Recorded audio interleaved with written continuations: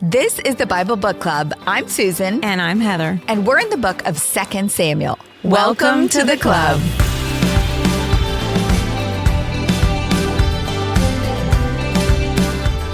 Last episode, David cleared the promised land and created an empire. He defeated the Philistines in the west, he defeated the Moabites in the east, he defeated the Arameans in the north, and he defeated the Edomites in the south.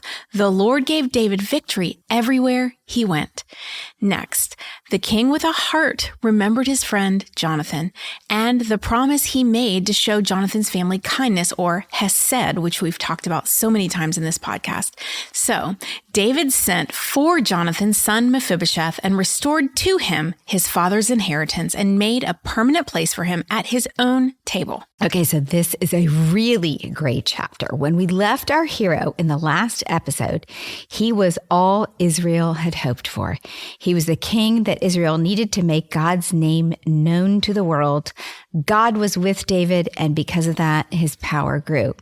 Now, our author made clear to us who holds the power by his repetitious use of the word send. In the preceding chapter 10, the one that began with the phrase, in the course of time, and therefore goes with the next two chapters, King David sends a sympathy delegation to King Hanun. King Hanun sends them back. King David sends Joab and the army into war.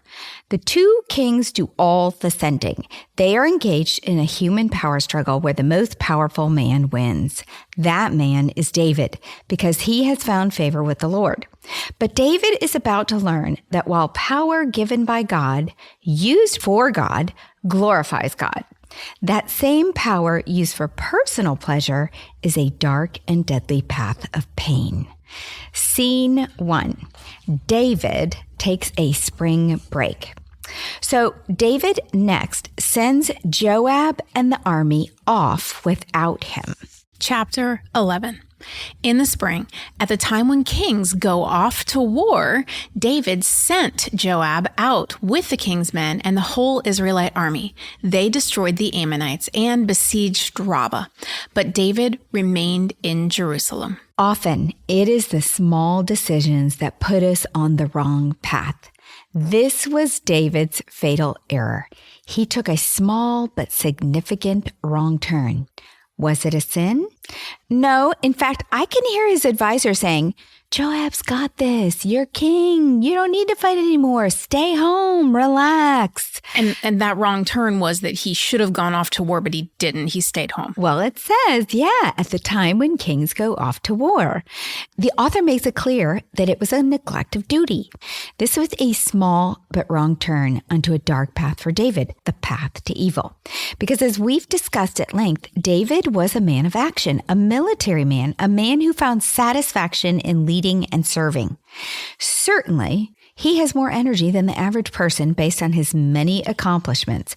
Fearless lion killing, shepherd, acclaimed court musician, slayer of giants, leader of outlaws, author of over 70 psalms, and winner of more wars than any other king in the Bible.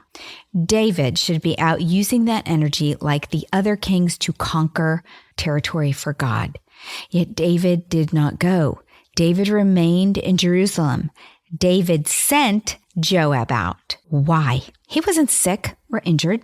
David had the choice. He was king, and he decided to take a spring break. He used his authority and sent Joab. In military terms, David was AWOL, or absent without leave. David had been called by God to fight for Israel.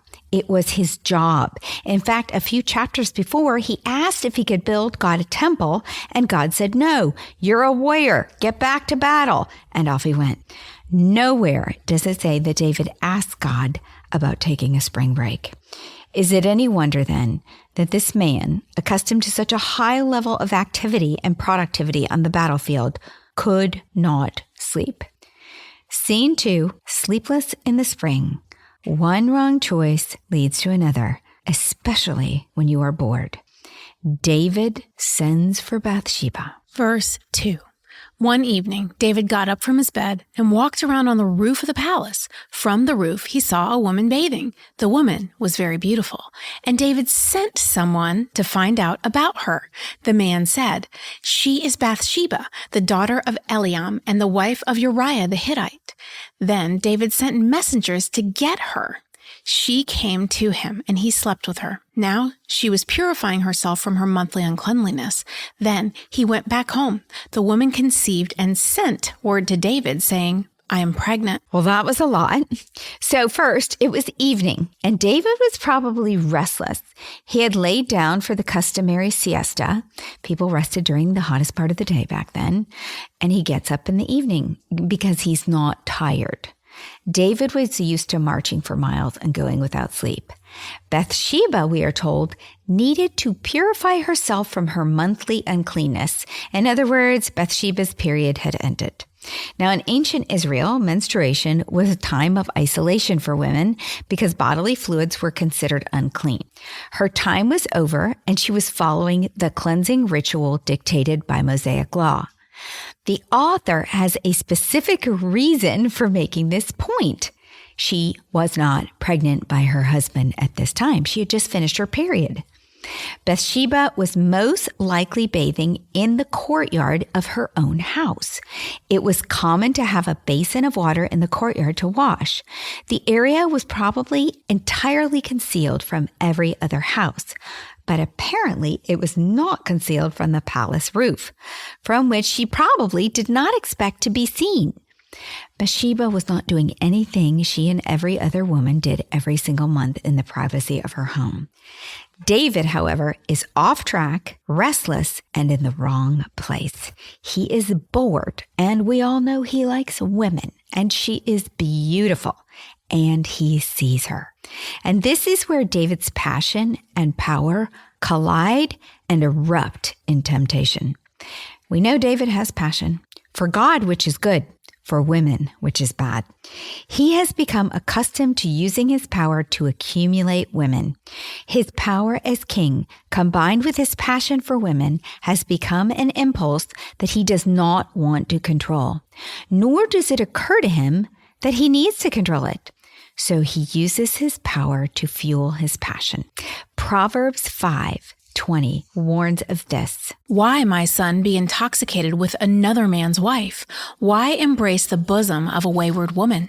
For your ways are in full view of the Lord, and he examines all your paths. The evil deeds of the wicked ensnare them. The cords of their sins hold them fast." David takes another step down the wrong path. He sent someone to find out about this woman. Perhaps David was hoping she wasn't married and thinking he would add her to his collection of wives or concubines. Either way, David is now solidly on the path to evil. He doesn't need another wife, but he wants this girl. He was warned by Moses in Deuteronomy 17:17 that "A king must not take many wives, or his heart will be led astray." Check out the show notes for our diagram of the path to good and evil, as this is a path the enemy has used to lead people into temptation since the beginning of Genesis. There is nothing new under the sun. From Adam and Eve to David and Bathsheba, there is nothing new. Every sin known to man has been committed and is there for us to learn from. The path the enemy takes us on is worn out with the same stories. Stories that have unfolded a million times before. We just need to read and learn from those who have gone down the wrong path ahead of us. And that is why I love the Bible Book Club, because reading and understanding these stories helps us then choose the right path. And if I had been reading that story without the context and the guidance, I probably wouldn't even have recognized the fact that it was even a problem that David didn't go off to war. It was just like, oh, okay, so he didn't go off to war. Now, within the context of what you've explained, Susan, I understand why that was wrong. Exactly. I'm like you. I didn't really ever analyze that sentence in the spring when the others went off. He didn't. And that was the beginning. So what David learned from sending the messenger was his opportunity to turn back to the path to good, because David discovered that Bathsheba is married to someone he knows, one of his famous warriors, and he knows her father, who is known with a name that means God is my nation. So her father honored the Lord. Bathsheba has a family like Jonathan, like Nahash. But where is his kindness now? He's blind because of her beauty. The knowledge that the man he would be sinning against was Uriah should have been deeply convicting to him. Uriah was at that moment where David should be, obediently doing what David should be doing, fighting battles. Instead, David was home coveting one of his own officer's wife. On top of that, Uriah was not just any old officer. Uriah is one of David's famous mighty men, also known as David's 30. They were remarkable warriors known for their courage and loyalty to David. So we're going to read more about them in chapter 23 and in season 13. But the discovery that Uriah was her husband was a temptation to David, because David knows her husband is not home. He was sent off to war with Joab. David at this moment has a choice. David has the power to do what he wants. He can take her, or he can turn his back on the temptation. David has been spoiled by his power. It is too easy to take what he wants, and he makes the wrong choice. He misuses that power. So David sent messengers to get her. It was just so easy. Is David now like every other king before him, taking what he wants, wrecking homes for his pleasure, as Samuel had warned that they would in 1 Samuel 8? What was Bathsheba thinking? Well, we don't know. They obviously had never met before because David didn't know who she was. Perhaps she thought the king had news of her husband. So she went, not that she would have had much choice but to go. You know, when the king commands, you go, you go. But she probably thought, oh, hopefully it's not bad news about Uriah. Or maybe she went because David was king, a handsome king, a famous king, and a kind king. Why would Bathsheba suspect any wrong intent? Most likely, she was curious and either excited or worried that something had happened to Uriah. Once at the palace, things progressed. Most commentaries agree, however, that Bathsheba was persuaded and not forced into the affair. Well, David's story is the story of the fall all over again. David is in a Garden of Eden season of life. All that he and God desired had been accomplished. Everything he needed was provided for. The promise to Abraham and Moses was being fulfilled, and David is living in the promised land and time. Eve was too when her eyes betrayed her in Genesis 3, verse 6. When the woman saw that the fruit of the tree was good for food and pleasing to the eye and also desirable for gaining wisdom, she took some and ate it. She also gave some to her husband who was with her, and he ate it. Then the eyes of both of them were opened, and they realized they were naked. The eyes are a beautiful gift from God. What we see can give us enormous pleasure. A gorgeous sunset, the smile of someone we love. But what we see can also catapult us into impure pleasure. Adultery, addiction, idolatry. David could have looked away, but like Eve, what he saw looked good to him. It was all about him. And David chose to live by sight and not by faith. He put his desires ahead of God's desires. Now, a few weeks later, it was Bathsheba's turn to send a message. Their secret affair was about to become public. Bathsheba is pregnant with the king's child. With each step in the progression of the affair, David had a choice. He had to take some action. He sent a messenger to find out who she was. He sent a messenger to get her. The author is making a point. In the last chapter, David used his power to send men to war and lead them into accomplishing God's purposes. In this chapter, David used his power to send for a woman and lead her into accomplishing his own purposes. David could use his power for good or for evil. Power is a massive responsibility. Know to us, whom do you have power over? And how do you use your power over others to fuel your passion? It is a common thing.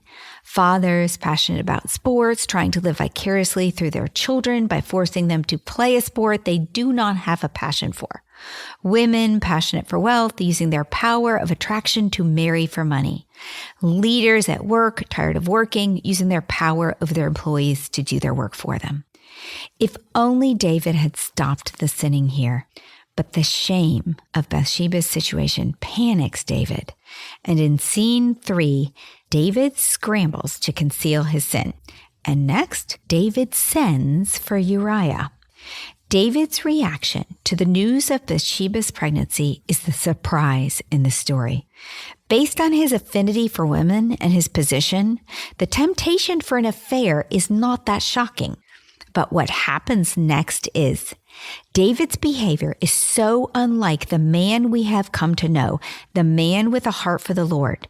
David starts behaving like Saul, and David is behaving like Adam and Eve, who also panicked when they were caught by God and hid in the trees so he would not see their nakedness. David has to hide his paternity. His plan is to send for Uriah in the hope that he will sleep with Bathsheba and assume that the child is his, never suspecting it's David's. 2 Samuel chapter 11, verse 6. So David sent this word to Joab, "Send me Uriah the Hittite." And Joab sent him to David. When Uriah came to him, David asked how Joab was, how the soldiers were, and how the war was going. Then David said to Uriah, "Go down to your house and wash your feet." So Uriah left the palace, and a gift from the king was sent after him. But Uriah slept at the entrance to the palace with all his master's servants and did not go down to his house. David was told Uriah did not go home, so he asked Uriah, "Haven't you just come from a military campaign? Why didn't you go home?" And Uriah said to David, "The ark and Israel and Judah are staying in tents, and my commander Joab and my Lord's men are camped in the open country. How could I go to my house to eat and drink and make love to my wife? As surely as you live, I will not do such a thing." Then David said to him, "Stay here one more day, and tomorrow I will send you back." So Uriah remained in Jerusalem that day and the next. At David's invitation, he ate and drank with him, and David made him drunk. But in the evening, Uriah went out to sleep on his mat among his master's servants. He did not go home. Oh my gosh, this scene, I'm sorry, it just kills me. I mean, Uriah is just probably so flattered and honored that he gets to hang out with the king. Uriah's response reveals his character. His actions are so honorable that the contrast between him and David is painful to me. For so long, we compared Saul to David, with David as the model king. We were so proud of him. Now David is the one who looks terribly foolish and even evil. Has David forgotten that while this might work with Uriah, it would never work with God? God knows to whom this child belongs. And Uriah is such a good guy that he can't even think of taking pleasure with his beautiful wife, while the king's men are denied the same pleasure while at war.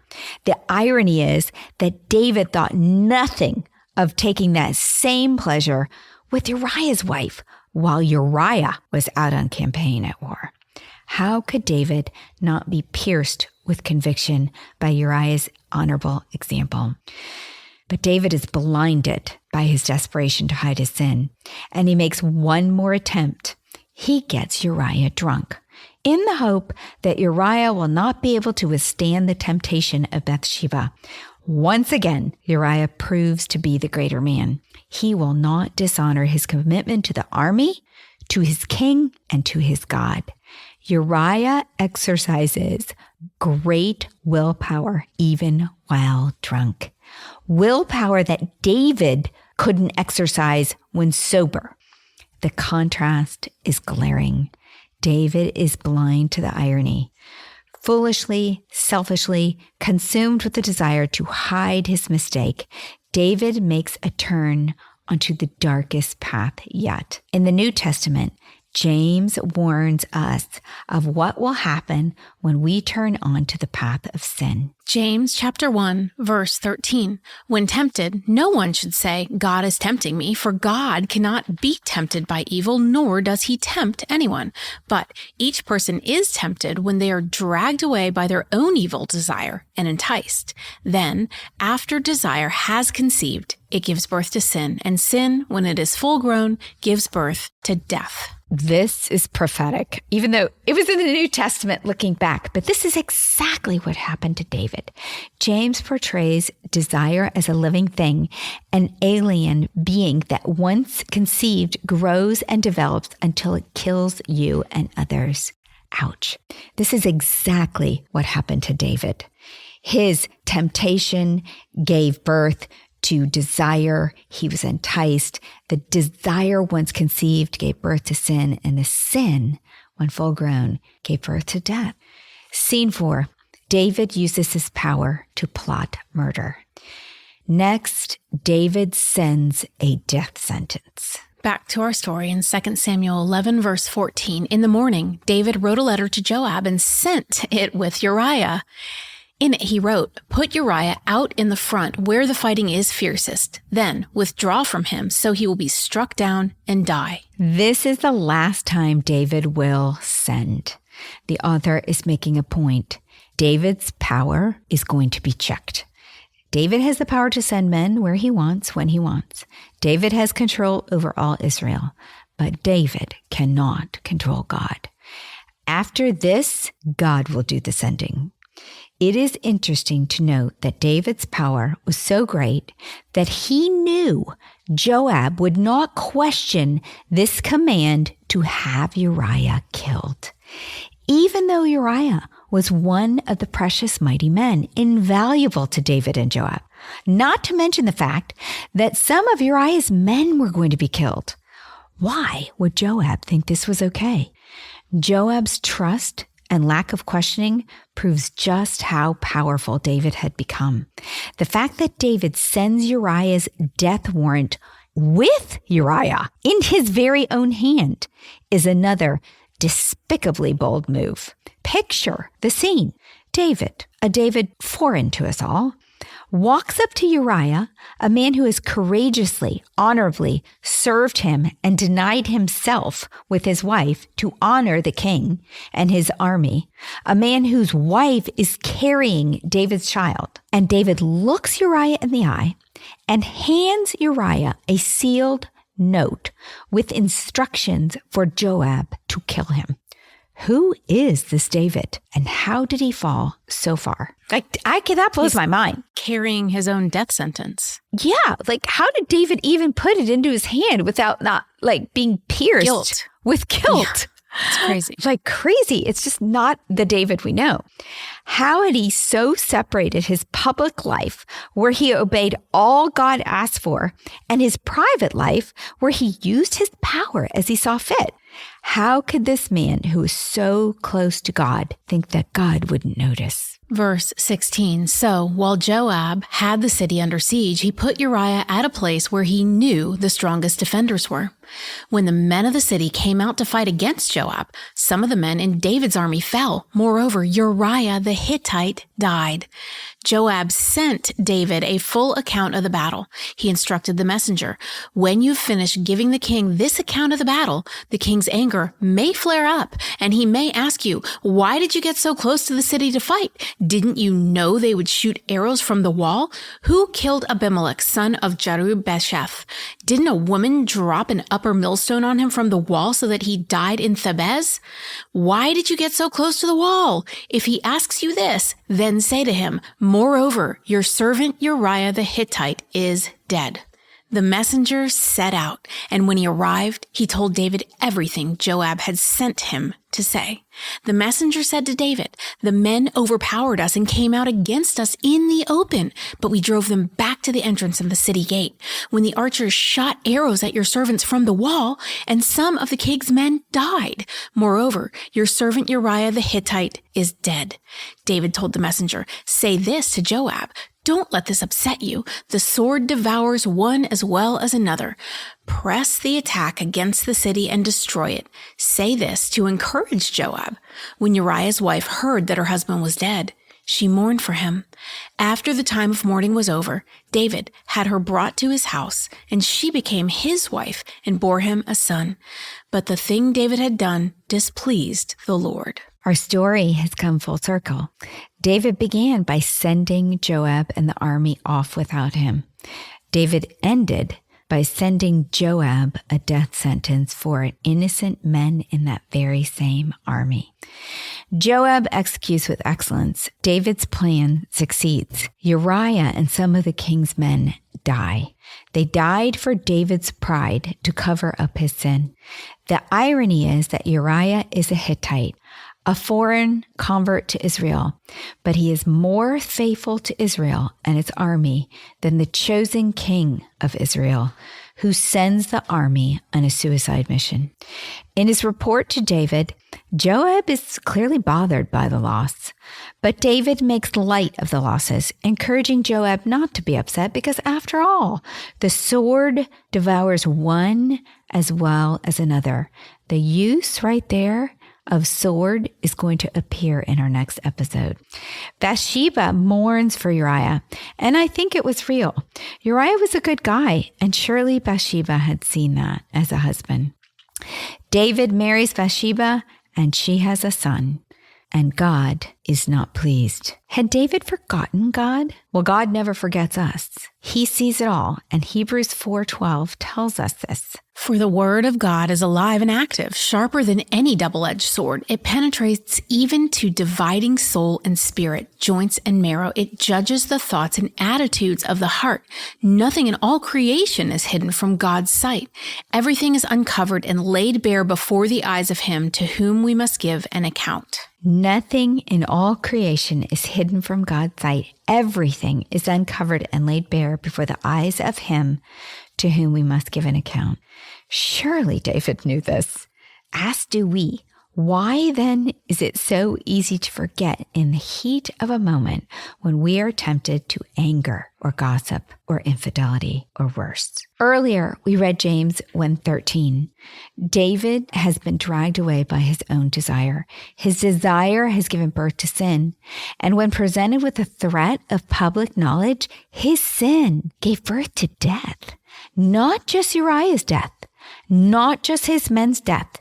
There is more, much more death in the next episode. And while this does seem like it could be a doom and gloom moment for David, what we will see in the coming chapters is that David, unlike Saul, who he's behaving like now, he will turn and repent. And he still remains a man after God's own heart.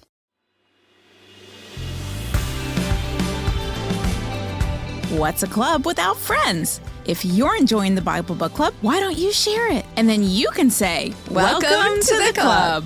New episodes drop every Monday, and get all episodes now on Amazon Music. As always, head over to susanme.com/Bible Book Club for show notes from today's episode. Bible Book Club is hosted by Susan Merrill and Heather Rubio, edited by Buck Buchanan, produced by Haley Mawat.